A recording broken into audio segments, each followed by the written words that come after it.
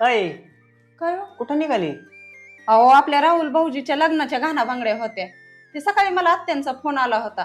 बायकांना हळदी कुंकू लावून तेवढं कार्यक्रमाचं आमंत्रण दे, त्याच्यासाठी निघाले होते मी. एवढी लायकीची आहेत का आपल्या बावकीतली? तवा तू चालली तिकडे कार्यक्रमाला?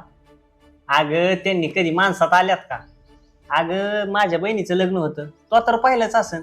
अगं पर अक्षदा टाकायच्या वेळेस आल्यात पाहुण्या माणसांसारखं, आणि आपण लय पुढं पुढं करतो त्यांच्या. लायकीची आहेत का त्याच्यात? हा, अजिबात नको जाऊ तू. अहो तसं असतं का?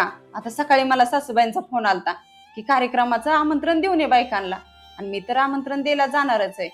त्या कार्यक्रमासाठी त्यांची 4 पाहुणे रावळी, आपली 4 पाहुणे रावळी येणार आहे ती. आणि त्या कार्यक्रमात जर आपण नाही गेलो तर ती बरोबर दिसेल का सांगा बरं?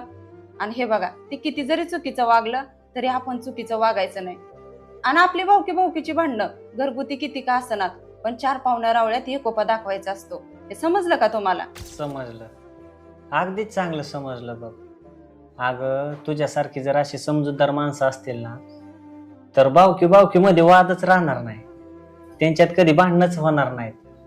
खरंच तू लय समजूतदार आहेस बघ, आणि ह्या गोष्टीचा मला नेहमीच अभिमान वाटतो. अहो समजूतदारपणा हा माणसाकडे असलाच पाहिजे.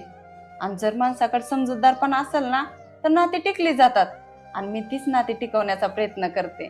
बरं चालतंय, येते मी बायकांना हळदी कुंकाचं आमंत्रण देऊ, मग आल्यावरती जेवण करू आपण. हो चालतंय. हा.